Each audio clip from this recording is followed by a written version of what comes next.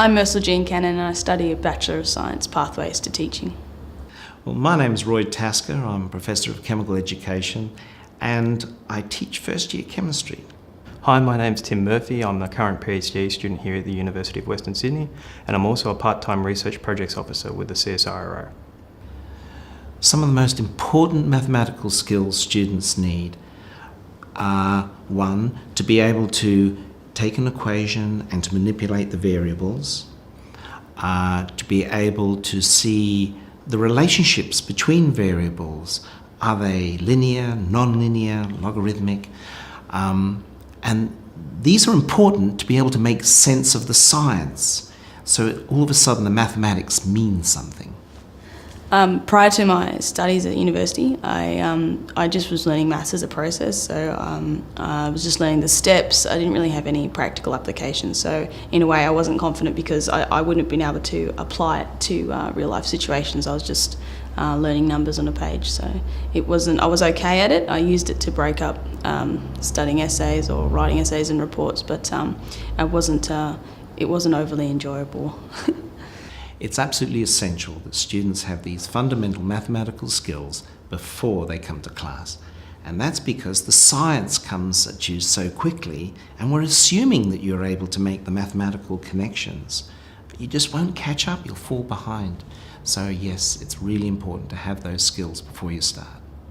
The first semester of my studies I had to do a maths unit and I found I had to do maths in fact in all my units of first semester, and the maths unit I did was harder than I was expecting and it was a bit tough, but because of the other units I was doing I actually started to see there was practical application in what I was learning and it started to become more useful, and I started to be able to use the processes I'd learnt at school and understand why we do what we do in each of those.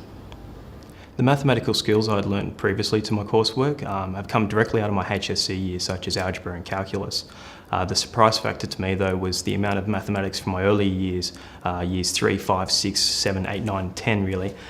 They've all come in handy, from basic mathematics and algebra, basic calculus that I've learnt in high school, even some of the basic trigonometry functions that I learned back in primary school.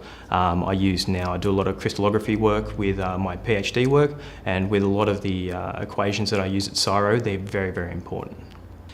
Having just marked a whole lot of exam papers, it's clear that even though students understand some of the science, their mathematical skills are letting them down. For example, their inability to manipulate equations, and then having manipulated the equation, calculated a number, not being able to calculate the unit that goes with that number and makes that number meaningful.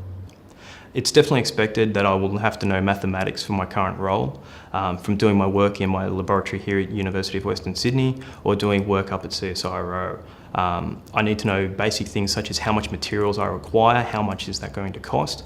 I also need to understand what will happen in my reactions and what will happen in my future reactions, so I can control them so I don't cause any accidents or accidental mishaps.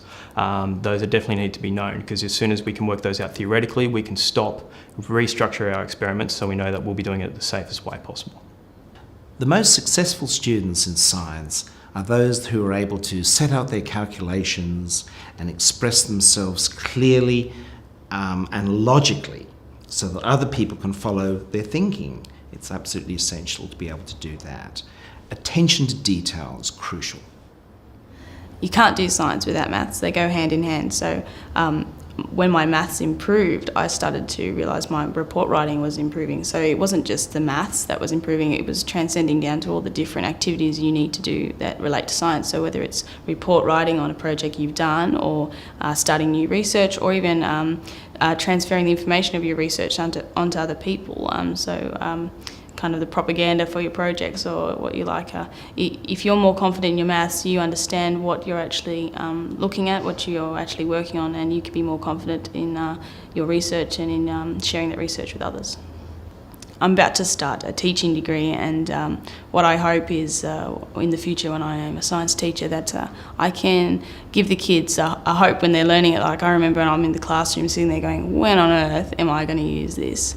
And here I am sitting in the classroom again at university going, oh, I'm eating my words, I'm using it, and I'm actually using it in a useful way. So I hope that as a teacher I can give the kids examples and give them a bit of a visual idea of what they're doing. So maybe their learning in maths might be improved, and maybe their love for maths might be improved. I mean, maths isn't something to be scared of. You just have to embrace it and give it a shot. And I really hope the kids that I teach see that they give it a shot and they see just how useful it is in real life.